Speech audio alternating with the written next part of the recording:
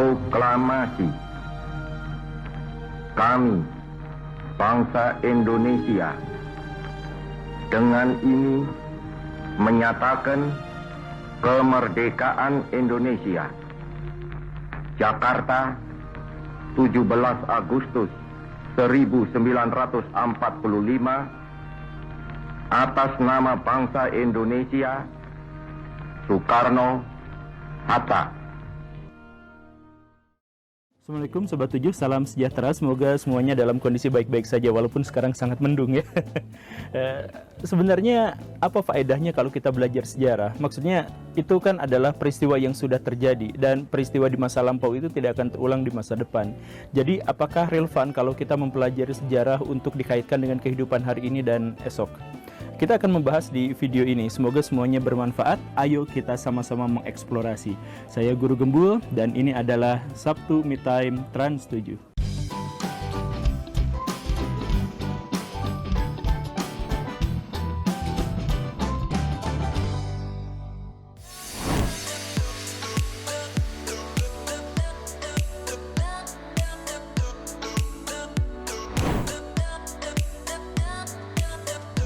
Karena siapapun yang tidak belajar sejarah, dia akan dikutuk untuk mengulangi tragedi-tragedi dalam sejarah. Seorang filosof Cina terkemuka mengatakan, berikan kepadaku pengetahuan tentang masa lalu, maka aku akan menceritakan pengetahuan tentang masa depan.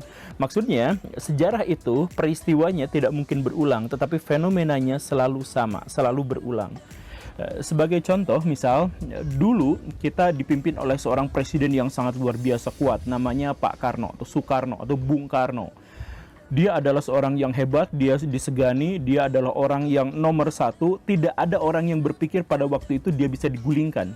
Tetapi saat beliau mengambil sebuah kebijakan-kebijakan yang kemudian merusak dalam tanda kutip ekonomi masyarakat, maka dia digulingkan dengan cara yang paling menyakitkan. Beberapa tahun kemudian muncullah presiden baru namanya Soeharto, seorang presiden yang sangat kuat, yang sangat tangguh, disegani dan bahkan ditakuti.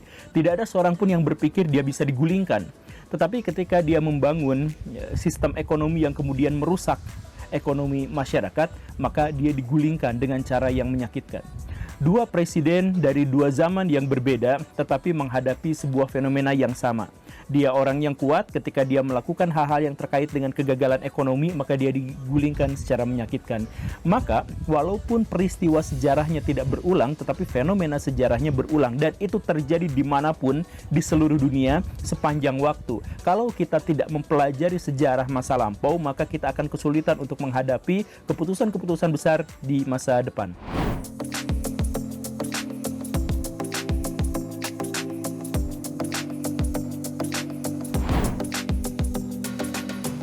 Yang pertama adalah bahwa kita harus mengumpulkan sumber sebanyak-banyaknya dari berbagai pihak, dari berbagai sudut pandang, dari berbagai orang-orang yang terlibat. Bukan hanya dalam satu sisi saja, satu sudut pandang saja, satu pihak saja. Kalau misalkan kita mengambil sejarah atau data-data sejarah dari satu pihak saja, walaupun pernyataan itu benar, maka sejarah itu diragukan, bahkan bisa dikatakan tidak benar. Kenapa seperti itu? Karena kita mengetahui bahwa yang dimaksud dengan data yang benar itu adalah data yang terkonfirmasi dan terklarifikasi. Maka hal pertama yang harus dilakukan untuk bisa menemukan data-data akurat dalam sejarah itu adalah bahwa kumpulkan data sebanyak-banyaknya dari berbagai pihak. Metodologinya seperti itu. Dalam sejarah disebutnya heuristik. Kemudian yang kedua itu adalah kita melakukan verifikasi. Verifikasi itu adalah semacam pengujian atas sumber-sumber yang sudah kita dapatkan. Misalkan ketika kita mendapatkan satu sumber, kita analisis siapa sumbernya, kenapa dia mengatakan itu, bagaimana nafas zamannya, apakah ini bertentangan dengan sumber-sumber yang lain, atau apakah ini terkonfirmasi dengan data-data yang lain, dan lain sebagainya. Nah, pengujian ini membutuhkan waktu yang sangat lama dan ketelitian yang sangat luar biasa, tetapi dengan cara inilah kita bisa memahami sejarah secara lebih akurat lagi. Jadi kumpulkan sumber sebanyak-banyaknya, kemudian sumber-sumber yang dimaksud itu diverifikasi. Memang ada dua jenis verifikasi, tapi saya tidak akan membahas terlalu panjang. Dan setelah itu, maka kita harus melakukan interpretasi. Nah, disinilah sejarawan itu kemudian memasukkan gagasan, sudut pandang pemikirannya itu ke dalam hasil karya penelitiannya itu. Itulah yang disebut sebagai interpretasi. Dia menafsirkan apa yang sudah dia kumpulkan dan apa yang sudah dia uji. Baru kemudian dia suguhkan dalam bentuk penyajian yang holistik dan komprehensif. Proses ini tentu saja sangat-sangat sulit. Tetapi siapapun yang sudah membiasakan diri untuk melakukan hal semacam ini, mengumpulkan sumber sebanyaknya, memverifikasinya, mengambil interpretasi dan kemudian menyajikan kesimpulan secara holistik, maka dia susah sekali untuk termakan hoaks.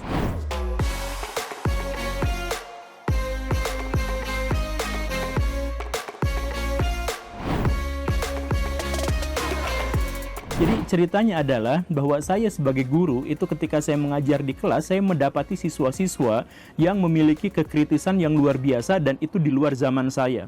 Jadi ketika saya hidup di waktu usia-usia mereka itu, saya tidak mendapatkan asupan dari internet, saya tidak mendapatkan apapun.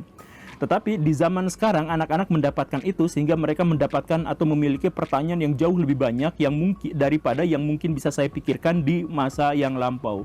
Dan sebagai guru, saya harus bisa mengantisipasi itu karena bagaimanapun saya harus menyampaikan sesuatu yang sangat berguna untuk masa depan mereka. Bukan masa depan saya, tapi masa depan murid-murid saya. Masa depan murid-murid saya itu adalah terkandung pada pertanyaan-pertanyaan yang mereka ajukan. Karena itu adalah pertanyaan yang relevan untuk zaman itu. Maka saya pada waktu itu bersikeras dan berjanji saya akan menjawab semua pertanyaan mereka. Pertanyaan apapun itu dari bidang apapun. Itu tentu saja menyulitkan saya bagaimanapun, tetapi komitmen saya sebagai seorang guru yang harus menyajikan hal yang relevan untuk masa depan siswa, maka saya harus menjawab itu. Tetapi ketika saya mulai menjawab pertanyaan-pertanyaan itu, siswa semakin banyak mengajukan pertanyaan-pertanyaan dan itu tentu saja dibatasi oleh jam, dibatasi kurikulum, dibatasi kepala sekolah dan yang lainnya tentu saja di ruang kelas kan sangat terbatas. Karena itu, maka saya memutuskan untuk bikin channel YouTube di mana saya bisa menjawab pertanyaan dari murid-murid saya. Jadi awal mula sejarahnya seperti itu. Dan itu juga bersambungan dengan kepentingan istri saya, karena istri saya itu sering melihat saya mengeluh, sering marah-marah ketika melihat fenomena-fenomena yang disampaikan oleh media massa. Dan sebagai seorang yang saya pikir saya memiliki kepedulian terhadap masyarakat, kemudian saya tidak bisa melakukan apapun, saya hanya bisa kukulutus saja, bisa marah-marah saja, maka istri saya udah aja bikin YouTube. Nah, semacam itu. Akhirnya dua kepentingan itu dari siswa-siswa saya, dari saya pribadi dan dari istri saya bergabung menjadi channel YouTube yang kemudian dikenal sebagai channel Guru Gembul. Jadi itu adalah gabungan dari berbagai kepentingan.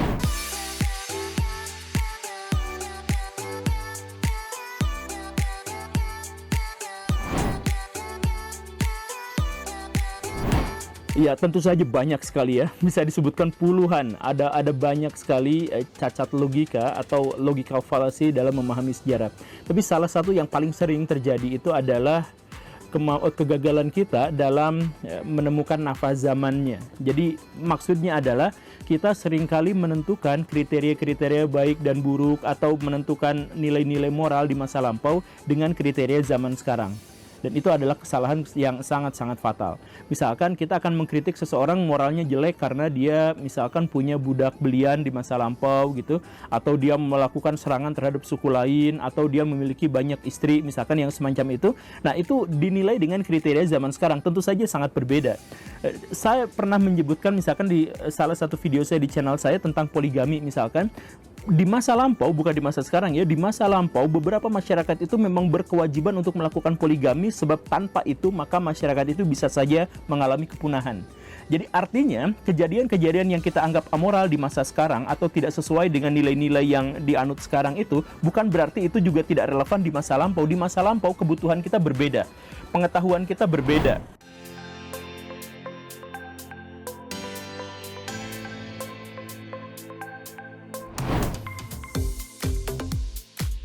Bisa dikatakan hampir seluruh tema sejarah yang disampaikan di sekolah itu mengandung bias, mengandung kekeliruan. Dan bukan hanya apa yang diajarkan di sekolah, tetapi hampir tentang semua hal dalam sejarah yang kita pahami itu mengandung kekeliruan atau bias. Maksudnya, seperti yang kita ungkapkan di awal tadi, bahwa sejarah itu diantaranya adalah memiliki dimensi sebagai peristiwa.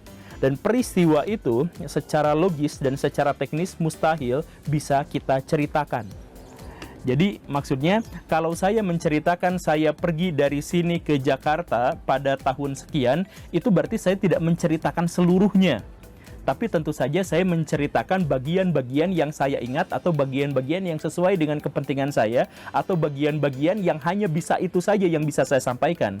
Kan tidak mungkin saya per detiknya menceritakan bagaimana peristiwa saya pada waktu itu, kan tidak mungkin. Maka dalam konteks ini, maka sejarah sebagai peristiwa itu tidak mungkin bisa dikisahkan. Kan begitu, di situ saja sudah ada bagian yang keliru. Kemudian ketika sejarah itu dikisahkan, di dalamnya ada banyak sekali distorsi, interpolarisasi, tambahan, pengurangan, dan sebagainya, sesuai dengan banyak sekali hal. Kepentingan, keinginan, dan macam-macam yang seperti itu. Nah, sehingga ketika kita misalkan mendapati satu sejarah, maka sejarah yang sesungguhnya justru adalah sejarah yang tidak tertuliskan. Sejarah yang dituliskan itu adalah sebuah wahana agar kita bisa memahami masa lampau, tetapi tidak benar-benar peristiwanya seperti itu. Begitu, itu hal yang pertama. Kemudian yang kedua, kalaupun dikaitkan dengan sekolah secara spesifik, apakah yang diajarkan di sekolah itu adalah keliru? Bagaimanapun sekolah itu memiliki muatan, memiliki tujuan untuk mencerdaskan, untuk menciptakan identitas komunal, dan untuk menciptakan etika kelompok masyarakat. Dan karena itu, maka sejarah itu harus dibuat suci. Maksudnya, kan kita mengetahui dengan sangat jelas bahwa sejarah itu nggak mungkin suci. Sejarah itu ada baik dan buruknya. Tetapi kalau kita sudah memasukkan nilai-nilai tertentu kepada generasi muda agar mereka menjadi lebih baik lagi, agar mereka mencintai bangsanya, agar mereka bisa melakukan hal di masa depan tentang sesuatu yang jauh lebih besar, maka kita harus sedikit mendistorsi sejarah itu agar dia benar-benar menjadi pelajaran. Di sekolah, sejarah itu fokusnya adalah pelajaran.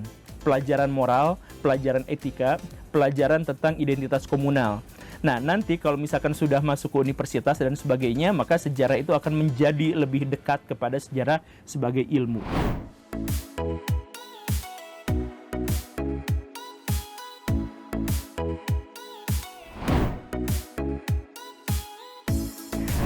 Tentu saja bisa, karena seperti yang saya sampaikan tadi itu, bahwa sejarah itu memiliki metodologi yang khas. Satu di antaranya adalah bahwa dia harus mengumpulkan sebanyak-banyaknya sumber dari berbagai pihak. Dan dari situ saja kita mulai bisa memahami bahwa satu peristiwa itu memiliki banyak sekali sudut pandang. Dan bisa saja sudut pandang yang umum itu bukan sudut pandang yang benar. Dari mana kita tahu? Setelah kita mengumpulkan sumber yang banyak itu, kita memverifikasinya dan proses-proses selanjutnya. Jadi maksudnya, sejarah sebagai ilmu yang memiliki metodologi itu tentu saja bisa memilah mana yang hoax dan mana yang tidak hoax.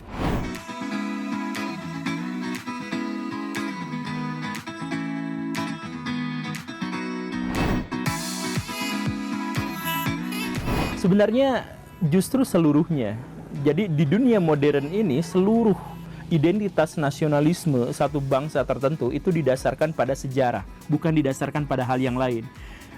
Pada hakikatnya yang dimaksud dengan nasionalisme itu adalah kesatuan berdasarkan kesamaan ras atau ciri-ciri fisik kebangsaan. Sebenarnya landasannya seperti itu. Tetapi di dunia modern itu tidak mungkin terjadi. Dan sepanjang sejarah sebenarnya juga itu tidak mungkin terjadi. Maka yang sesungguhnya terjadi ketika kita membangun identitas nasionalisme kita, itu adalah didasarkan pada sejarah. Begitu. Jadi kita bangsanya bernama Indonesia. Apakah kita memiliki kesamaan ciri fisik tertentu atau bahasa tertentu atau apa? Tidak. Tetapi yang membuat kita menjadi satu bangsa adalah karena sejarah kita. Maka tentu saja dalam konteks ini sejarah itu sangat-sangat penting dalam pembelajaran nasionalisme, karena dari situlah semuanya bermula.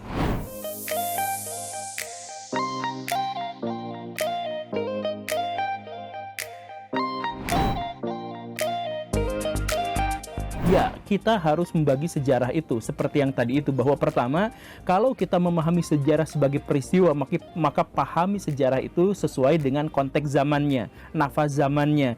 Jangan kita buat kriteria-kriteria moral dan etika hari ini untuk mengungkungi apa yang terjadi di masa lampau. Jadi pahami apa yang terjadi di masa lampau sesuai dengan kondisi masa lampaunya seperti apa. Itu yang pertama. Kemudian kalau kita memahami sejarah sebagai kisah, maka pahami bahwa sejarah itu harus kita ambil maknanya, kita ambil pelajarannya untuk kehidupan hari ini dan masa depan. Betapapun ada distorsi besar dari sejarah sebagai peristiwa ke dalam sejarah sebagai kisah, tetapi itu harus kita abaikan sementara waktu, karena yang paling penting dalam sejarah itu adalah nilai-nilai yang bisa kita ambil agar kita bisa mengukir masa depan sejarah kita sendiri.